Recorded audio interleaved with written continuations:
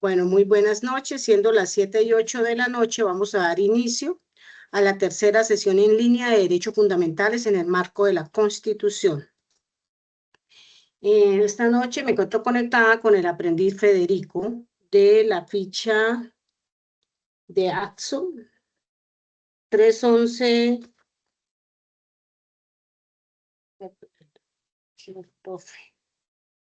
El profe John 311-8305. Vamos a iniciar. Entonces, el día de hoy vamos a revisar las evidencias que apuntan al resultado número 3. Ya hemos desarrollado dos sesiones en línea anteriores. Hoy vamos a hacer la tercera sesión en línea. Recordarles que nuestro centro cambió de nombre, ahora se llama Centro Multisectorial y Desarrollo Campesino de Girardot, para que por favor lo tengan en cuenta para el desarrollo de sus evidencias. La agenda con la que voy a estar el día de hoy es un saludo, un activador cognitivo, orientaciones de las evidencias de la semana 3, el cierre de la semana 3, dudas, inquietudes y el cierre de la sesión.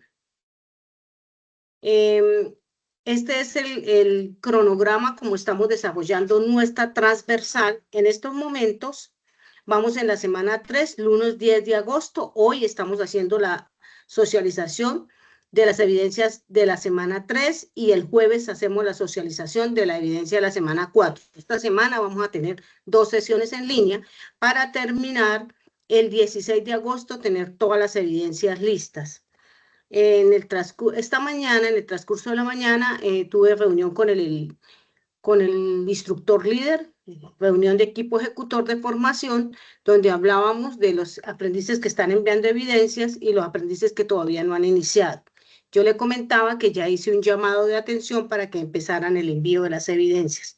Por favor, no dejen nada para el final, para poderles retroalimentar de la mejor manera, poderlos apoyar en caso de que lo requieran. El día de hoy vamos a revisar las evidencias de mapa mental de violación de derechos del trabajo, un foro estudio de casos, un cuadro comparativo y un texto argumentativo. Son las 4 evidencias que hay que desarrollar para cumplir el resultado número 3, que es practicar los derechos fundamentales del trabajo en el acuerdos con la Constitución Política y los convenios internacionales. Entonces, nuevamente, bienvenidos, sesión número 3. El material que van a utilizar está en la plataforma y está identificado como mecanismos de materialización de los derechos fundamentales. Entonces, este es el material que van a descargar semana 3 para que por favor lo revisen. Para iniciar, pues lo primero que quise hacer fue como traerles unas frases para que ustedes revisen y ustedes puedan llegar al tema de lo que vamos a tratar el día de hoy.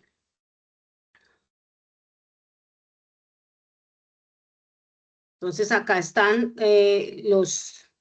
las frases que les traje. Dice, la explotación laboral no es un problema del pasado, es una realidad que debemos enfrentar en el presente. La otra, el salario justo no es un lujo, es un derecho básico que todos los trabajadores merecen. La otra, el trabajo infantil roba la infancia y el futuro de millones de niños en todo el mundo. La otra, la discriminación en el trabajo es una afrenta a la dignidad humana y una violación de los derechos fundamentales. Y la otra, la libertad sindical es un derecho humano básico que debe ser respetado y protegido en todos los lugares del mundo. Entonces, esas son como las frases que nos dejan ver que hoy en día todavía hay violación de derechos laborales. La violación de los derechos laborales continúa siendo una de las principales problemáticas sociales y económicas del país.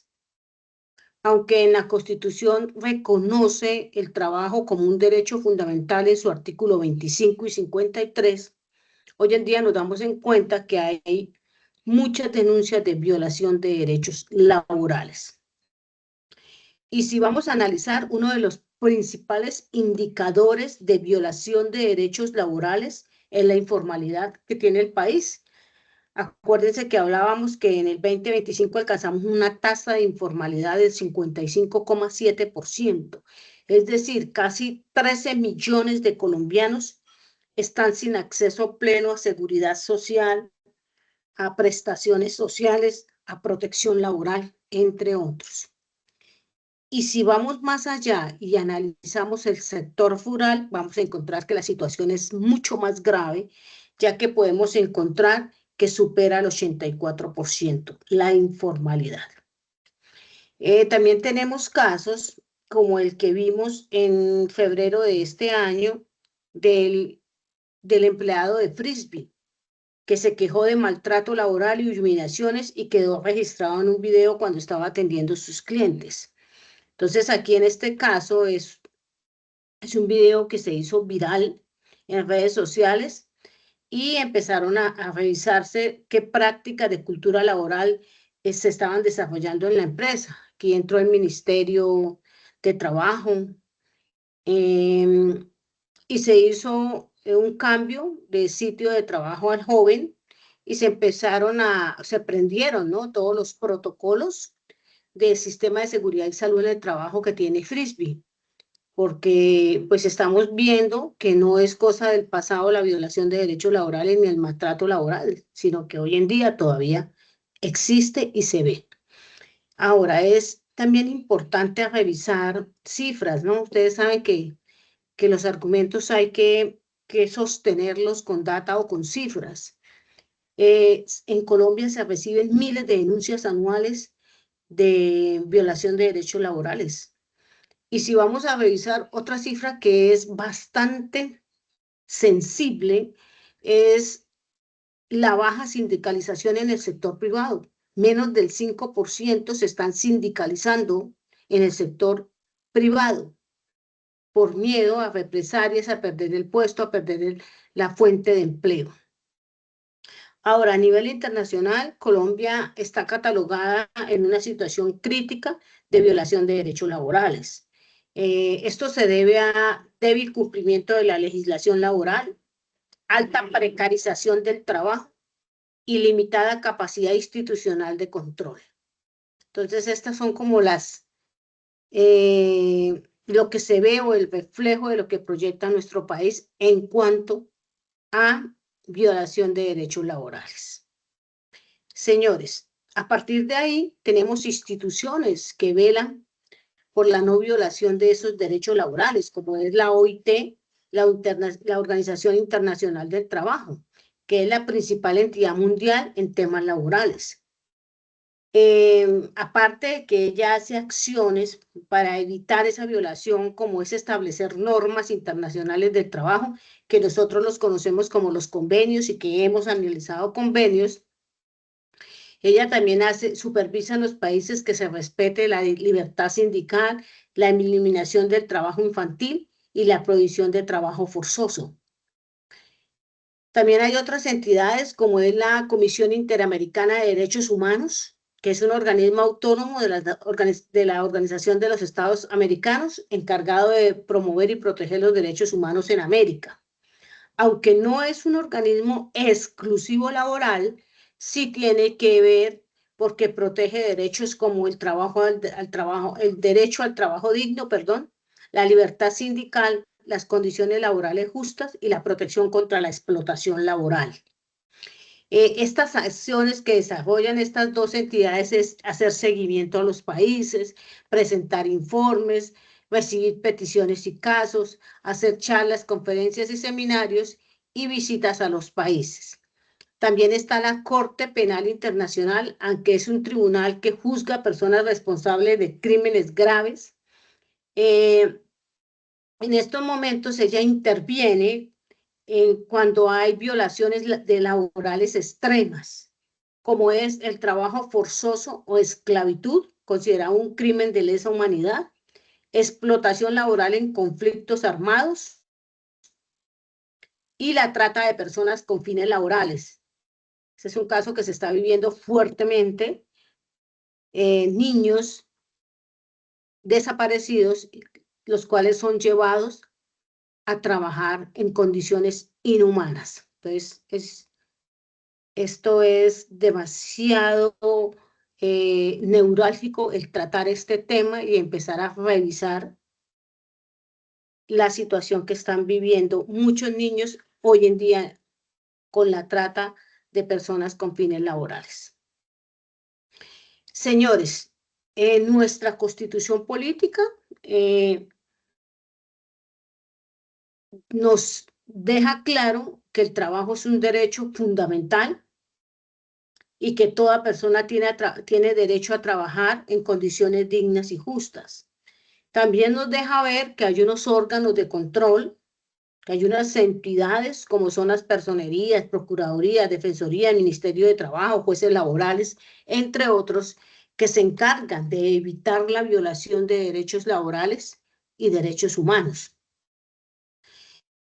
Viene la actividad número 1, Federico. Dice, elabore un mapa mental en la cual presente cuáles pueden ser las acciones de la OIT, Comisión Interamericana y Corte Penal frente a la violación de los derechos del trabajo.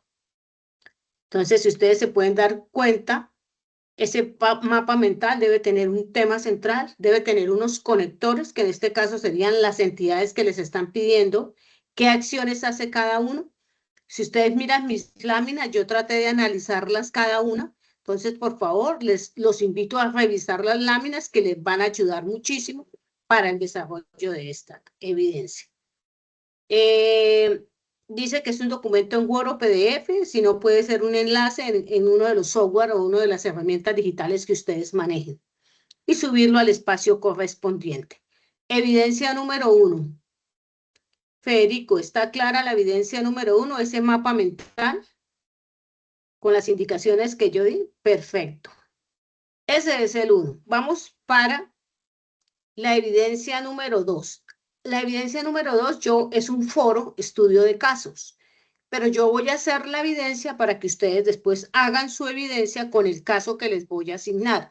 Por favor, tengan en cuenta que este caso de Marta es el mío, el que yo voy a analizar, y el de ustedes está en la lámina número 20, que es el caso sugerido, que es de un desarrollador de software. Este es el caso de ustedes, de Andrés Vargas, un desarrollador de software de 28 años de Bogotá, que fue vinculado a la empresa Technova Solutions SAS mediante un contrato de prestación de servicios. Ahí está el caso de ustedes, pero es muy parecido al caso que yo voy a desarrollar para mirar cómo se hace la evidencia. Entonces, este es el caso mío. Entonces, ¿qué hago yo? Lo primero que yo les digo para ese foro es revisar el caso que se les asigna, que este caso ya se los mostré, está en la lámina número 20. Marta fue contratada mediante un contrato de prestación de servicios por una empresa de seguridad privada para desempeñarse como guarda de seguridad. A pesar del tipo de contrato, Marta cubría turnos fijos, jornadas en la noche, usaba un uniforme, acataba órdenes de supervisor, es decir, había subordinación y permanecía continuamente en el puesto de trabajo, o sea, horarios. Después de varios meses de trabajo, Marta informó a su empleador que se encontraba en estado de embarazo. Cuando tenía aproximadamente 6 meses de gestación, se le asignó un turno en la noche prolongado y Marta manifestó que no podía realizarlo debido a las condiciones médicas y a las molestias físicas propias de su estado, solicitando un ajuste temporal en su jornada. La empresa de seguridad negó la solicitud y ante la negativa de Marta de realizar el turno, le comunicó la suspensión inmediata de sus servicios, argumentando que no era competente para el cargo, que su contrato podía terminarse libremente por tratarse de prestación de servicios. Entonces, señores, mis aprendices de Axon, lo primero, analizar el caso. ¿Qué tipo de contratación tenía? Prestación de servicios. Es una figura que está contemplada en el Código de Comercio y Civil y no en el Código Laboral. No hace parte de los tipos de contrato del Código Laboral. Pero de pronto es una figura que se utiliza para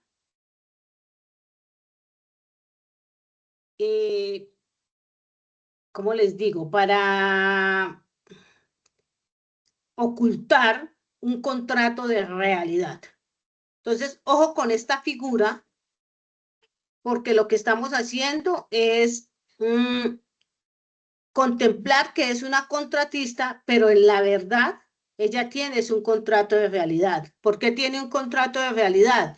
Porque tiene los elementos de un contrato de trabajo.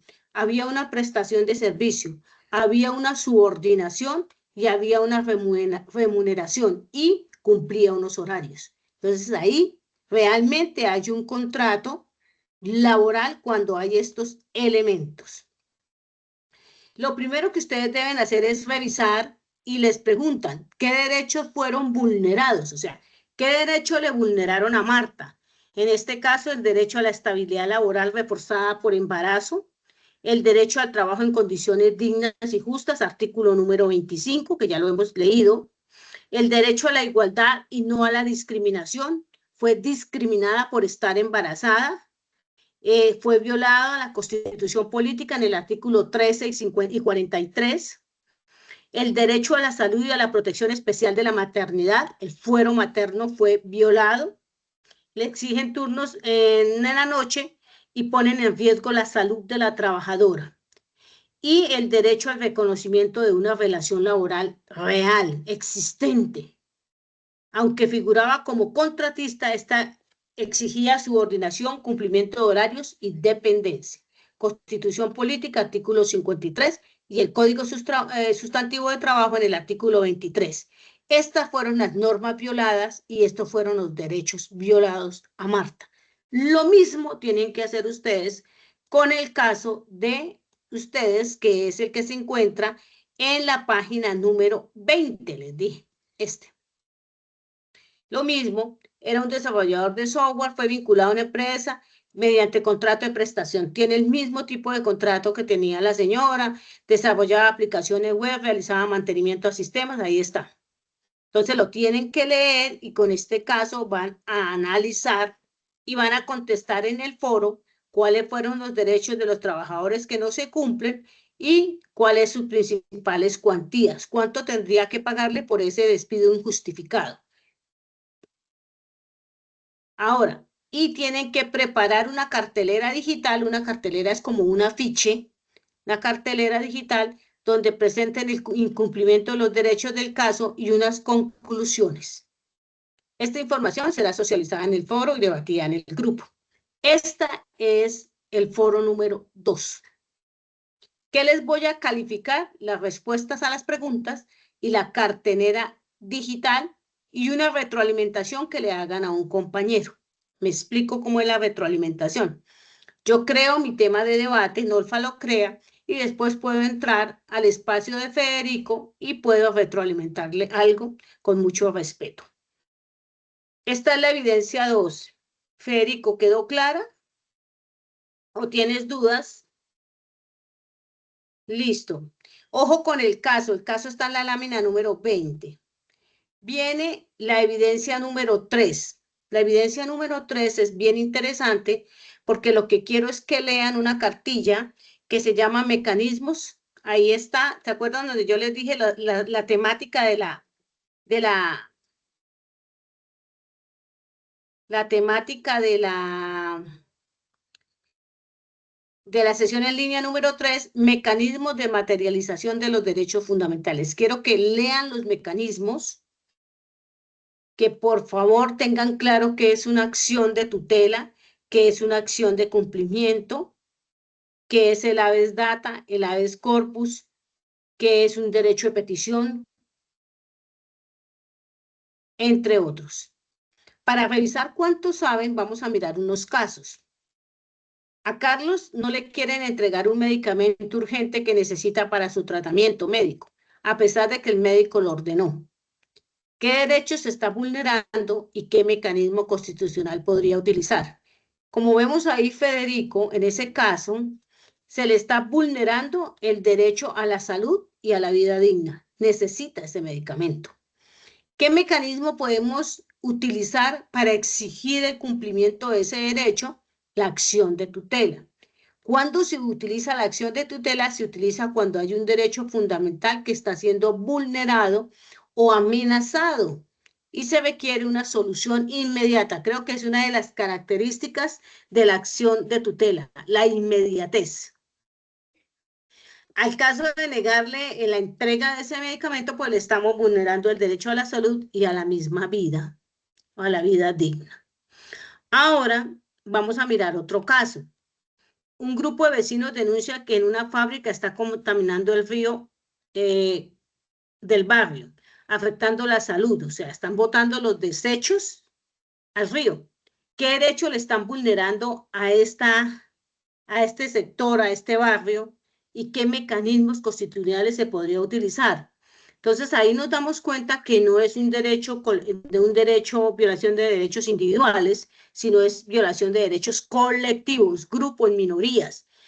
¿Qué derecho le están violando? Pues el derecho a un ambiente sano y la salud pública.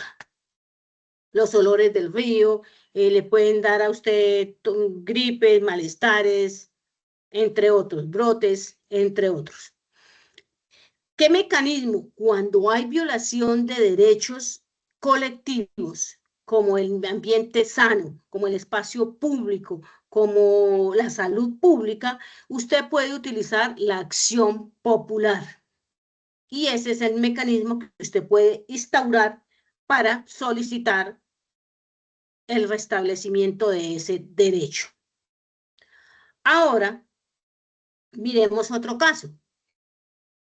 María presentó una solicitud ante la entidad pública hace 3 meses y no recibe ninguna respuesta. O sea, ella hizo un derecho de petición. A lo mejor necesitaba una historia clínica, una historia médica, una historia de trabajo, una información de la universidad de cómo iba, alguna cosa.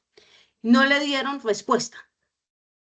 ¿Qué derecho le están vulnerando a María y qué mecanismo constitucional se puede usar para exigir cumplimiento? Entonces, en este caso, a María le están violando el derecho de petición que tenemos todos los ciudadanos a tener información, a recibir respuestas oportunas.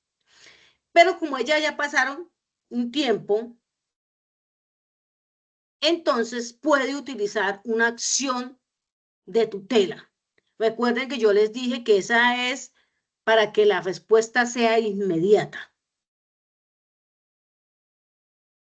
para exigir respuesta. Ojo con este caso. Ahí está el famoso silencio administrativo, no contestan. Vamos a mirar el caso número 4. Pedro fue detenido por la policía sin una orden judicial y no le explican las razones de su detención. O sea, llegaron y se llevaron a Pedro. No le dijeron ni por qué ni nada. ¿Qué derecho le están vulnerando a Pedro y qué mecanismo constitucional se puede utilizar? Entonces, en este caso, a Pedro le están violando el derecho a la libertad y el derecho al libre proceso. Y el mecanismo constitucional que se puede utilizar es el habeas data. El habeas corpus. Estaba pensando en ustedes que utilizamos el habeas data. El habeas corpus. El habeas corpus es el mecanismo que protege la libertad personal cuando alguien es detenido ilegalmente o su detención no cumple con los requisitos legales. Entonces, señores, los invito a leer los mecanismos constitucionales para la protección de los derechos humanos en Colombia. ¿Cuáles, Nolfa? El derecho de petición, el habeas corpus, el habeas data, que ahorita lo mencioné, que tiene que ver con la información y la confidencialidad. Por eso nosotros pedimos permiso para grabar, permiso para mostrar la información de ustedes, porque es confidencial. La acción de tutela, la acción de grupo, la acción de cumplimiento y la acción popular. Hay una cartilla dentro del material, descárguenla, revísenla, lean para que tengan más claridad. Cuando ya tengan claridad, se van a responder. Yo les dejé por ahí algunas cositas para que puedan leer. Cuando ya tengan claridad, se van a responder la evidencia, que es demasiado sencilla. Es un cuadro comparativo entre el derecho de petición y la acción de tutela. ¿Qué pueden comparar? Aquí les coloqué los elementos que pueden comparar, la definición del uno con el otro, la finalidad de la uno con la otra, los sujetos, quién la interpone, el procedimiento, los términos, un ejemplo de cada uno, cuándo es el fundamento legal, en dónde está la Constitución, en qué artículo se contempla la acción de tutela, por ahí les coloqué, artículo 86, acción de tutela, mire, por aquí les coloqué, y el derecho de petición, en qué artículo, por ahí también se los coloqué. Entonces es leer un poquito para que lo puedan hacer y les quede perfecto. Artículo 23, aquí está, por ahí les dejé algunas cositas. Entonces, señores, esto es un cuadro comparativo. ¿Cómo lo deben hacer el cuadro comparativo? Dice que lo pueden hacer manualmente y si no, lo van a hacer con un software y lo exportan a JPG y me lo envían. A mí me gusta que aparezca el link donde lo hicieron. Entonces viene el link, me colocan ahí la imagen y yo entro y reviso el link. Eso es todo, mis aprendices. Evidencia número 3. Federico, ¿esta evidencia está clara? La 3. Bueno, ahora viene la evidencia 4. Esta evidencia es mucho más sencilla que las 3 anteriores. Les dan tres temas. Les dan importancia del derecho a asociación, el derecho a la huelga y desafíos del derecho del trabajo en el mundo moderno. Usted va a escoger un tema. Uno, no me escojan los tres, no me den conceptos, que eso no les estoy pidiendo. Entonces, creo que es de las evidencias que menos nota sacan, porque es que de pronto no entendemos. Yo no quiero conceptos del derecho de huelga, no quiero conceptos del derecho de asociación y no quiero conceptos del desafío del derecho del trabajo en el mundo moderno, o conceptos. Quiero un texto argumentativo donde haya una tesis, una idea principal y de ahí empiecen a desarrollarse argumentos. Quiero argumentos sólidos, ya sea lógicos, éticos o emocionales, si de pronto tiene una experiencia. Conectar ideas con conectores como por lo tanto, además, sin embargo. Citar fuentes, porque yo puedo hablar del derecho a la huelga y puedo citar el artículo 56 de la Constitución, que lo cobija, lo contempla y estaría perfecto. Si yo voy a hablar de los desafíos del derecho al trabajo en el mundo moderno, yo puedo citar cifras del DANE. Si yo voy a hablar de ese tema, tengo que hablar de trabajo remoto, de trabajo en plataformas, de trabajo ahorita con la tecnología. Entonces yo puedo mencionar, pero yo tengo que argumentar con algunas cifras. No quiero solo descriptivo, sino cifras que les den soporte a esos argumentos. Este texto argumentativo tiene que ser formato en Word o PDF, una hoja. Pero se supone que cuando yo voy a presentar un texto argumentativo, yo le pongo una portada, viene el texto, yo coloco unas conclusiones y yo le coloco una bibliografía para que me quede muy completo. Y lo suben al espacio correspondiente. De los tres temas, eligen uno. Hay tres temas. El derecho a asociación, que tendría que ver con sindicalización. El derecho a la huelga, que lo hemos trabajado, trabajamos la huelga. Y el derecho al trabajo en el mundo moderno. De los tres temas, escogen uno. Mis aprendices, esas son las 4 evidencias de esta semana. Con ellas vamos a cumplir el resultado de aprendizaje número 3. Preguntas.